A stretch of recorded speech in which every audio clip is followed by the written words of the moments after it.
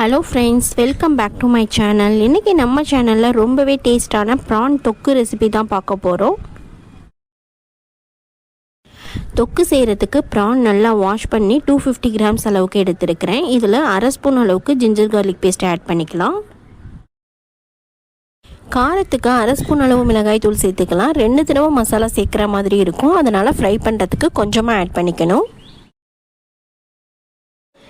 கரம் மசாலா தூள் அரை ஸ்பூன் அளவு சேர்த்துக்கலாம். கரம் மசாலாவில் எல்லா இன்க்ரீடியன்ஸும் இருக்கிறதுனால இதில் அரை ஸ்பூன் ஆட் பண்ணால் போதும். தேவையான அளவுக்கு உப்பு சேர்த்துக்குங்க.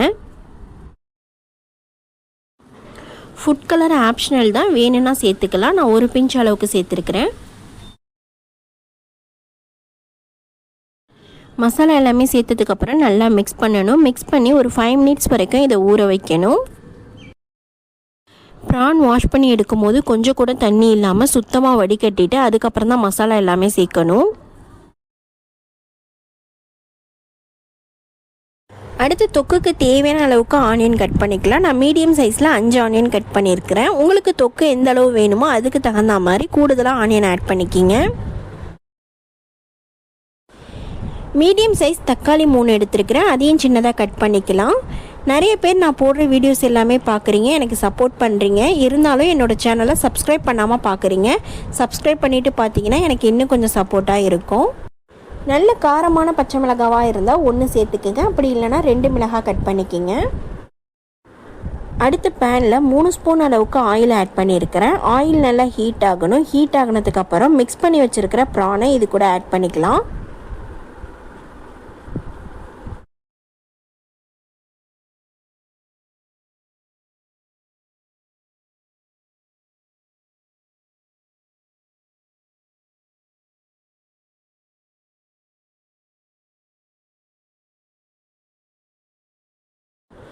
லோ ஃப்ளேமில் வச்சு ஃப்ரை பண்ணிக்கலாம். இந்த மாதிரி ப்ரானில் மசாலா மிக்ஸ் பண்ணி ஃப்ரை பண்ணிவிட்டு அதுக்கப்புறம் தொக்கு செய்கிறதுனால ரொம்பவே டேஸ்ட்டாக இருக்கும்.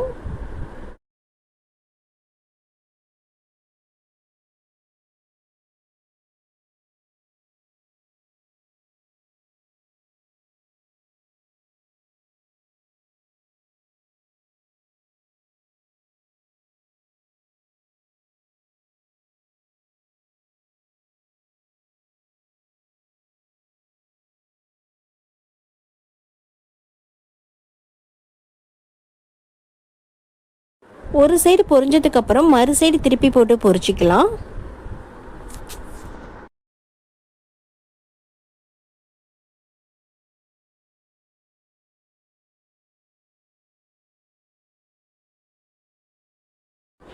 தொக்கு செய்கிறதுக்கு ப்ரான் நல்லா ஃப்ரை ஆகணும்னு அவசியம் இல்லை. கொஞ்சம் 50% ஃப்ரை ஆகினதுக்கப்புறம் தனியாக ஒரு பவுலில் மாற்றிக்கிங்க.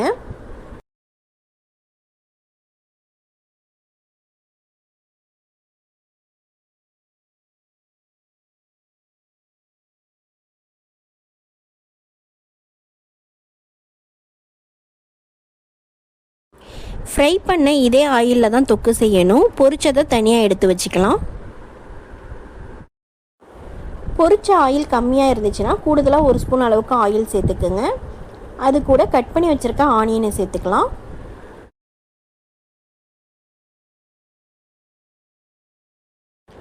ஆனியன் சேர்த்ததுக்கப்புறம் லோ ஃப்ளேமில் வச்சு நல்லா வதக்கணும்.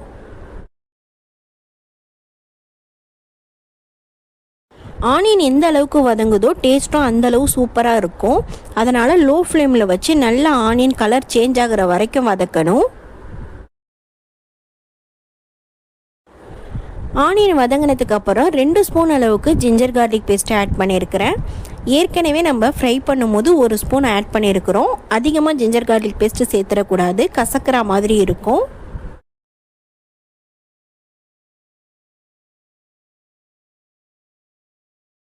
நம்ம சேர்க்குற ஒவ்வொரு இன்க்ரீடியன்ஸும் வதங்குறதுக்கு கொஞ்சம் டைம் எடுக்கும்.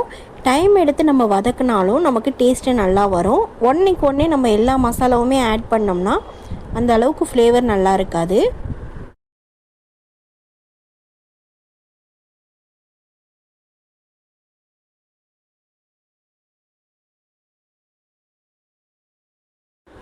ஜிஞ்சர் கார்லிக் பேஸ்ட் ஆட் பண்ணி பச்சை வாசனை போனதுக்கப்புறம் கட் பண்ணி வச்சுருக்க பச்சை மிளகாய், தக்காளி இது கூட சேர்த்துக்கலாம்.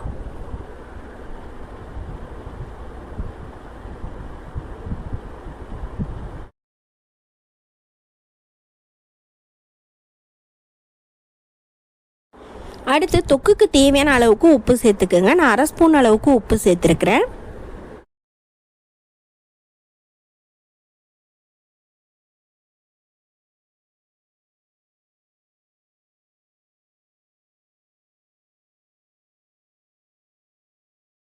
நல்லா வதங்கினதுக்கு அப்புறம் 1 ஸ்பூன் அளவுக்கு மிளகாய்த்தூள் ஆட் பண்ணிக்கலாம். உங்களுக்கு காரம் எந்த அளவு வேணுமோ அதுக்கு தகுந்த மாதிரி மிளகாய்த்தூள் சேர்த்துக்குங்க.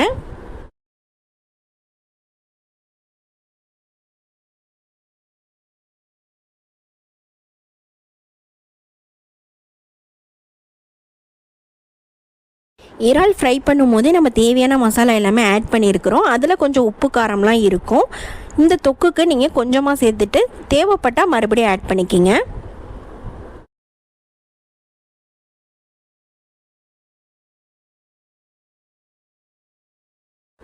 மிளகாய் தூள் நல்லா பொரிஞ்சதுக்கு அப்புறம் 1/2 ஸ்பூன் அளவுக்கு கரம் மசாலா தூள் ஆட் பண்ணிக்கலாம்.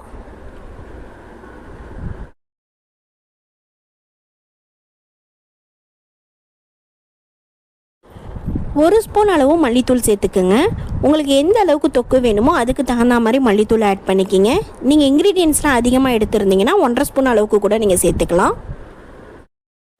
அடுத்து காரத்துக்கு மிளகுத்தூள் சேர்த்துக்கலாம். மிளகுத்தூள் சேர்த்து செய்கிறதுனால தொக்கு ரொம்பவே டேஸ்ட்டாக இருக்கும்.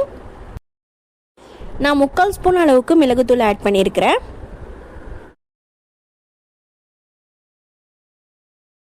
மசாலா எல்லாமே சேர்த்ததுக்கப்புறம் நல்லா வதங்கணும். வதங்கினதுக்கப்புறம் ஃப்ரை பண்ணி வச்சுருக்கிற இறாலை இது கூட ஆட் பண்ணிக்கலாம்.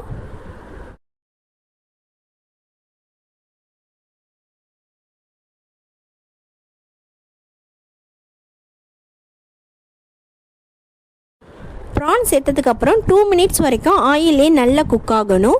அதுக்கப்புறம் தான் நம்ம தேவையான அளவுக்கு தண்ணி சேர்க்கணும். ஃப்ரை பண்ணி எடுத்த அதே பவுல்லையே நான் 1/2 டம்ளர் அளவுக்கு தண்ணி சேர்த்துருக்கிறேன். இப்போ அதை இது கூட ஊற்றி மிக்ஸ் பண்ணிக்கலாம்.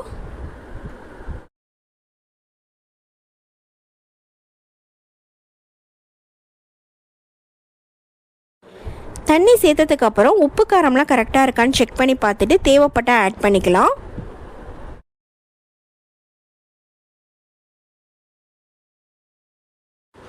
லோ ஃப்ளேமில் வச்சு நல்லா கொதிக்க விடணும். நம்ம ஆட் பண்ண தண்ணி எல்லாம் வற்றி நல்லா ஒரு தொக்கு மாதிரி ரெடி ஆகணும். 2 மினிட்ஸ்க்கு அப்புறம் நல்லா கொதித்து சூப்பராக ரெடி ஆகிடுச்சு. இந்த தொக்கை நீங்கள் ரைஸ் கூட, சப்பாத்தி, இட்லி, தோசை எது கூட வேணாலும் வச்சு சாப்பிட்லாம். ரொம்பவே டேஸ்ட்டாக இருக்கும். ஓகே ஃப்ரெண்ட்ஸ், இந்த வீடியோ உங்களுக்கு பிடிச்சிருக்குன்னு நினைக்கிறேன். பிடிச்சிருந்தால் லைக் பண்ணுங்கள். நீங்களும் இதே ரெசிபி ட்ரை பண்ணி பார்த்துட்டு எப்படி இருக்குங்கிறத எனக்கு கமெண்ட்டில் சொல்லுங்கள்.